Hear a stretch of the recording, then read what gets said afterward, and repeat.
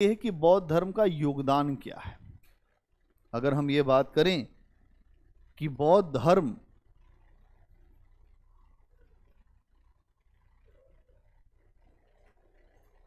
धर्म का योगदान,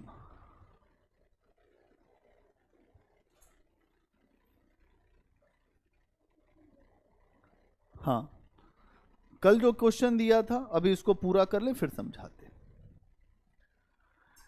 एक तो पहले जो योगदान में आए तो आप क्या योगदान देते हैं। पहले तो आम जन भाषा में अपनी बात को रखा। बुद्ध ने जो अपनी जो बातें रखी वो आम जन भाषा में रखी।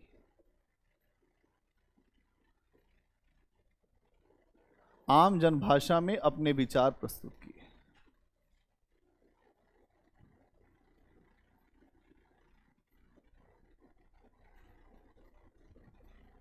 उस समय की भाषा क्या थी? पाली भाषा। बुद्ध चाहते तो संस्कृत में भी रख सकते थे, क्योंकि वो एक राजकुमार थे, उनको संस्कृत की शिक्षा भी दी गई थी। लेकिन संस्कृत भाषा में अगर वो अपनी बात रखते तो लोगों को समझ में नहीं आती। इसीलिए महान लोगों ने कभी भी आम जनता की भाषा में ही अपने आप को रखा है, अपने आप को प्रस्तुत किया। जन भाषा आत्मा होती है। आप अधिकारी हैं, अधिकारी बनने के बाद अगर आपने ऐसे जगह जाके अंग्रेजी में बात करना शुरू कर दिया जहां आम जनता को समझ में नहीं आता है, तो आप अच्छे अधिकारी नहीं हैं। आपको जन भाषा में अपने काम को करना है। इसलिए आप जब भी किसी स्टेट में जाते हैं तो वहां के एक रीजनल पेपर को आपको पास करना होता है। अगर आप दक्षिण भारत के किसी स्टेट में आपकी नियुक्ति हो गई, आपको कर्नाटका कैडर मिल गया, तो आपको कन्नड़ भाषा को पास करना पड़ेगा। तो आपको कन्नड़ भाषा को पास करना पड़ेगा। तो यहां समझना पड़ेगा कि आम जन भाषा में बुद्ध ने अपने विचार को रखा। यह इनकी सबसे बड़ी विशेषता है। इसके अलावा शांति और सौहार्द को जो बढ़ाने का काम किया। शांति और सौहार्द,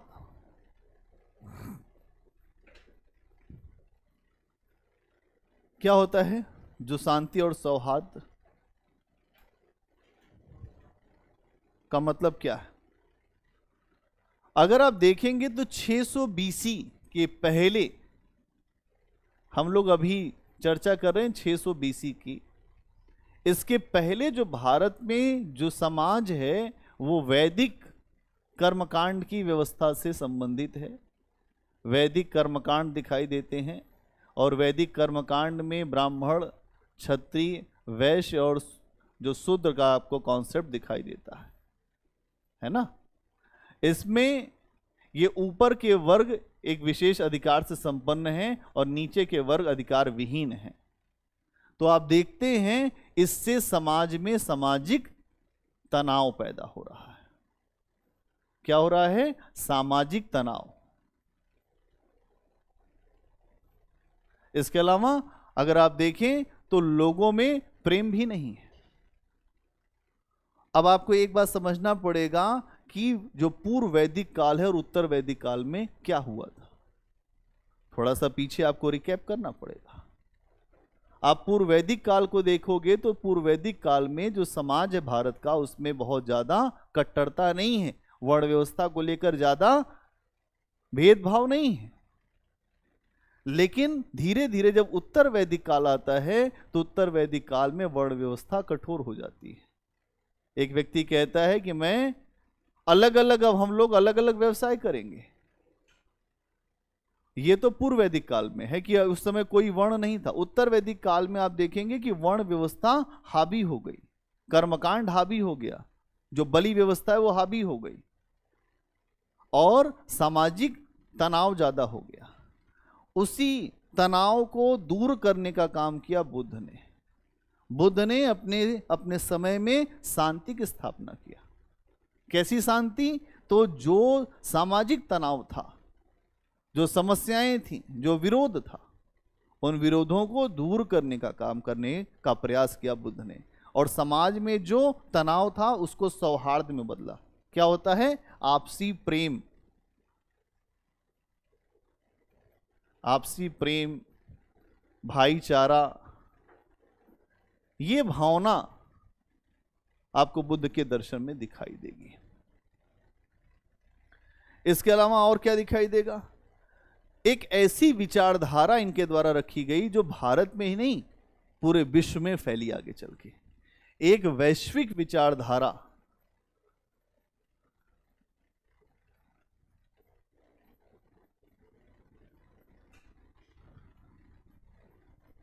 के लिए आधार बनाया। आप सब जानते हैं अशोक ने अपने पुत्र महेंद्र और अपनी पुत्री संघमित्रा को श्रीलंका भेजा था बौद्ध धर्म के प्रचार के लिए। इसके अलावा लगातार बहुत ऐसे शासक आए, जैसे कनिष्क, वो खुद बौद्ध धर्म की महायान शाखा से संबंधित था।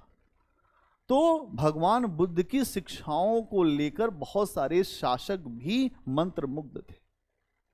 और आगे चल के आप देखेंगे कि एक वैश्विक विचारधारा के रूप में बौद्ध धर्म आया।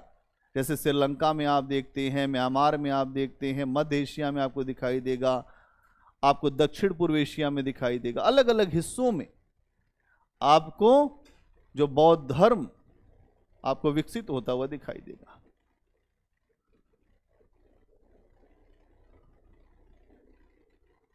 ठीक है, फिर मध्य एशिया,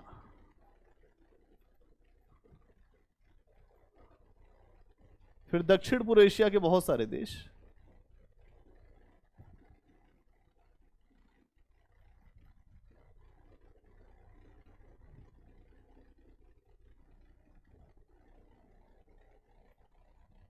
हर जगह एक वैश्विक विचारधारा के रूप में बुद्ध की जो फिलॉसफी है वो फैली।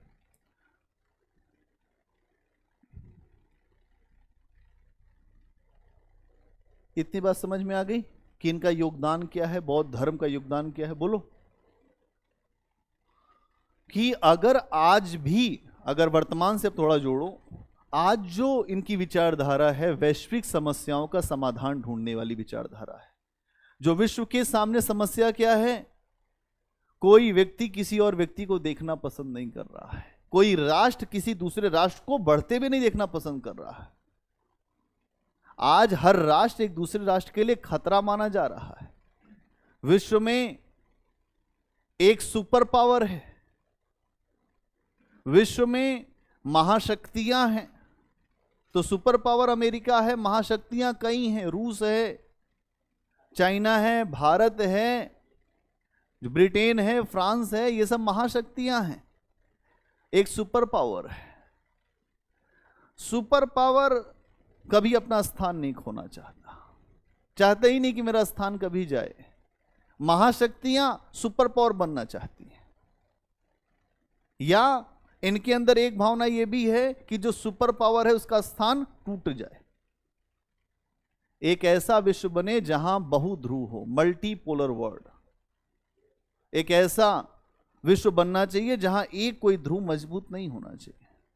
अगर एक ध्रुव मजबूत होगा तो विश्व के सामने बड़ा खतरा पैदा होगा। आज का समय ऐसा है, और ऐसे समय में बुद्ध बड़े प्रासंगिक हो जाते हैं। बुद्ध इसलिए प्रासंगिक हैं कि वैश्विक तनाव इतने ज्यादा बढ़े हुए हैं, मानवता के लिए कोई आधार नहीं बचा है। अगर दो राष्ट्र नाराज हो जाएं तो पूरा विश्व ही समाप्त हो जाएगा 2 मिनट के अंदर।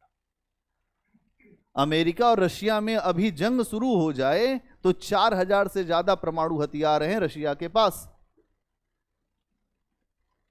अपने आप दुनिया समाप्त हो जाएगी 2 मिनट के अंदर। इसलिए बुद्ध की शांति की जो अपील है वो पूरे विश्व को हमेशा आलोकित करती रहेगी। हाँ,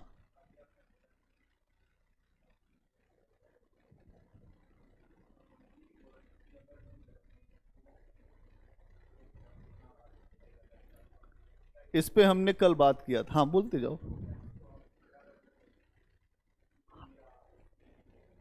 नहीं, आगे देखो, एक बात समझ लो कि अगर वो नहीं भी महिलाओं को शामिल करते तो उनके शिष्य भी कम लंपट नहीं थे। बात समझिए, पुरुष इतना महान नहीं है कि एक व्यवस्था को लेकर आगे बढ़ जाएगा। क्या आपको जैन धर्म में दिखाई देंगे कि अधिकतर वहां पर जो पुरुष ही रहे, उसके बाद भी उसका विनाश हुआ। समझना ये पड़ेगा कि जब महिला पुरुष एक साथ रहते हैं तो कुछ समस्याएं ज्यादा उभर के सामने आती हैं। आपने एक बात कहा कि बौद्ध धर्म के विनाश के पीछे जो महिलाओं को बुद्ध ने शामिल किया, एक बात रखी है आपने, क्या जानना चाह रहे हैं उसमें?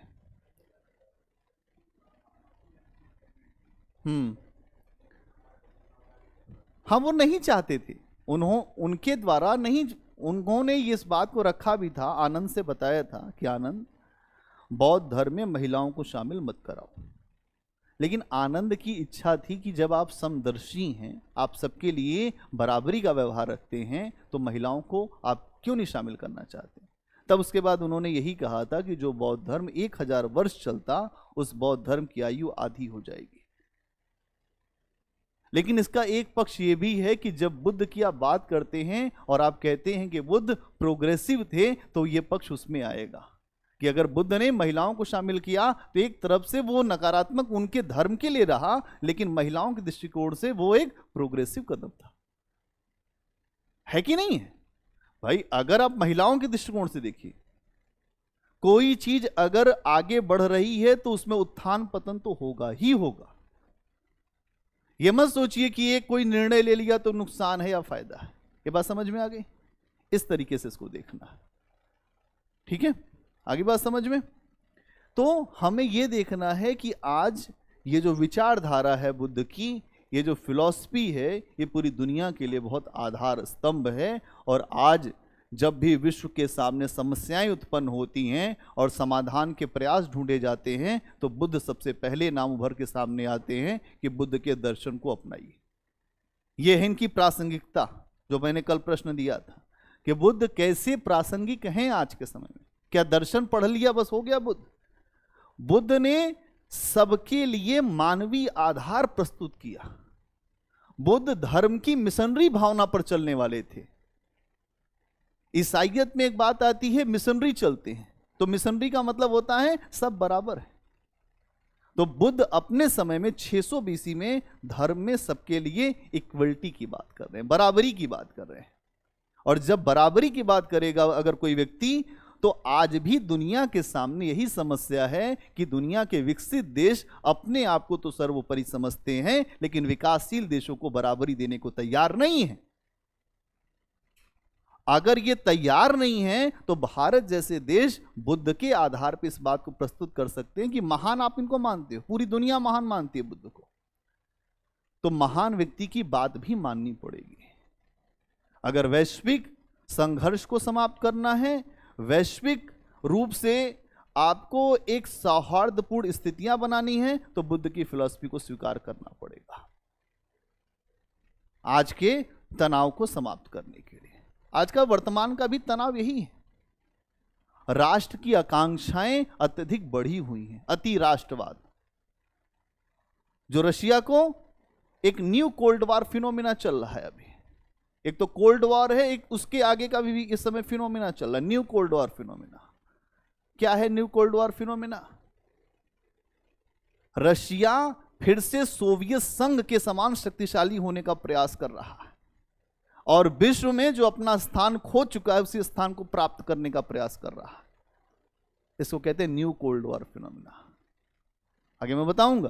तो यहां समझना इतनी बात है कि बौद्ध धर्म का एक बहुत बड़ा योगदान है, आज भी इसकी उतनी ही प्रासंगिकता है जितनी अपने समय में थी।